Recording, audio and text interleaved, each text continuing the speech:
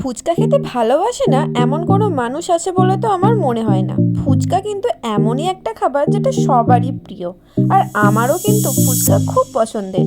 তো একদিন সন্ধ্যাবেলা এরকম একটা ফুচকা পার্টি চলেছিল, আর সেই ভিডিওটাই ভাবলাম আজ তোমাদের সাথে শেয়ার করি। এটা যদিও অনেক দিন আগের ভিডিও, তাও ভাবলাম পুরনো তো কী হয়েছে, তোমাদের সাথে সব কিছুই শেয়ার করা যেতে পারে।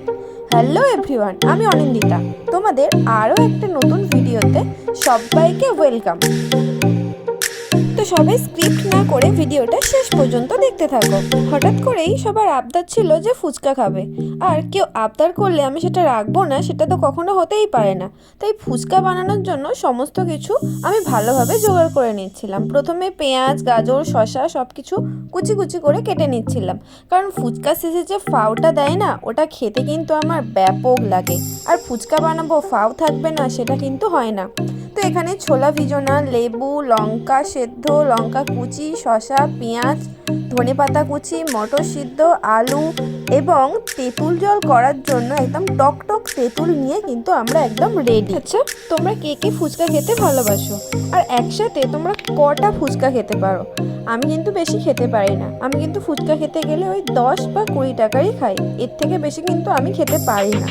তোমরা কে কটা ফুচকা খেতে পারো আমাকে কিন্তু কমেন্টে বলো। দেখো, তোমাদের সাথে গল্প করতে করতে আমি কিন্তু তেঁতুল জলটা প্রায় রেডি করে ফেলেছি।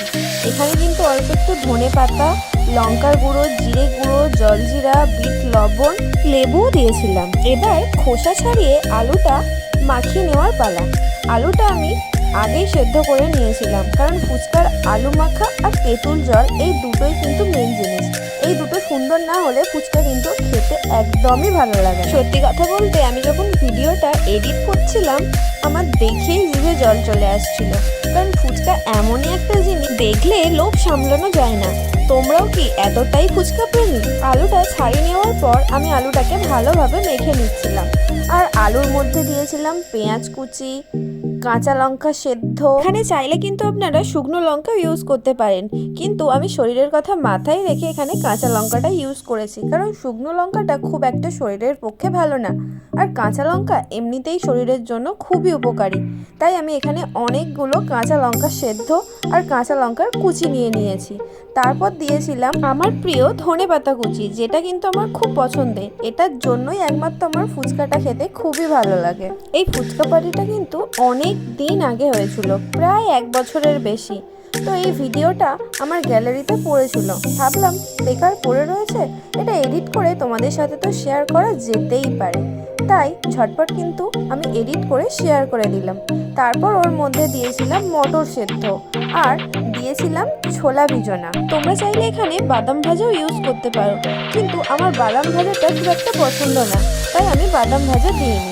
তারপর দিয়েছিলাম বিট লবণ। ফুচকার জন্য আমি আগে থেকে একটা ভাজা মশলা রেডি করে রেখে দিয়েছিলাম, যেটা কিন্তু অনেকটা পরিমাণে ওর মধ্যে দিয়েছিলাম, কারণ এই ভাজা মশলার টেস্ট কিন্তু আলু মাখাটাকে একদম সুন্দর করে তুলবে।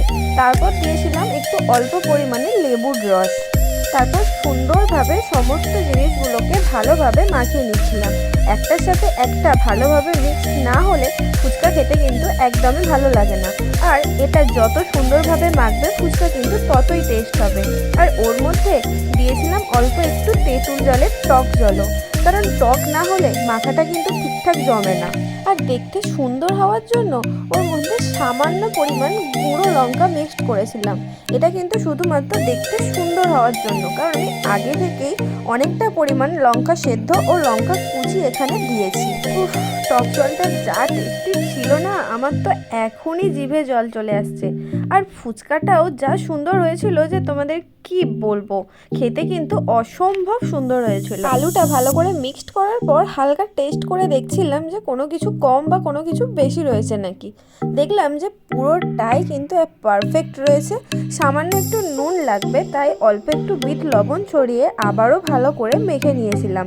আর আমি একটু টক পছন্দ করি, তাই আরও একটু লেবুর রস দিয়েছিলাম। সবাই কিন্তু আমাকে বারণ করছিল যে টক হয়ে যাবে, আমি কিন্তু কারো কথা শুনিনি।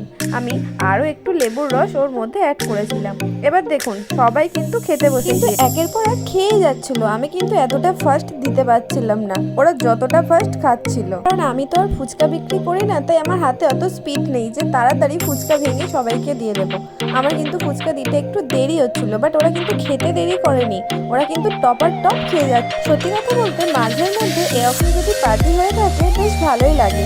ফ্যামিলির সবার সাথে সময়ও কাটানো যায়, আর হাসি ঠাট্টার মধ্যে দিয়ে সময়গুলো কীভাবে চলে যায় বোঝাই যায় না। আমার কিন্তু ফ্যামিলির সাথে টাইম কাটাতে এরকম খুবই ভালো লাগে। আমার লাইফে কিন্তু অত বন্ধু বান্ধব নেই, আমার পরিবারের কিছু সংখ্যক মানুষজনই আমার প্রিয় মানুষ, যাদের সাথে আমি সব কিছু শেয়ার করতে পারি, সব কিছু বলতে পারি, তারাই আমার কাছে প্রিয় মানুষ। আমার কিন্তু বেশি বন্ধুর প্রয়োজন হয় না, কারণ আমি মনে করি পরিবারের লোকেরা, আর যাই হোক জীবনে কোনোদিন ধোঁকা দেয়। আমাদের সন্ধ্যাটা তো খুব ভালো কেটেছিল। তারপর তোমরা বলো ভিডিওটা তোমাদের কেমন লাগে।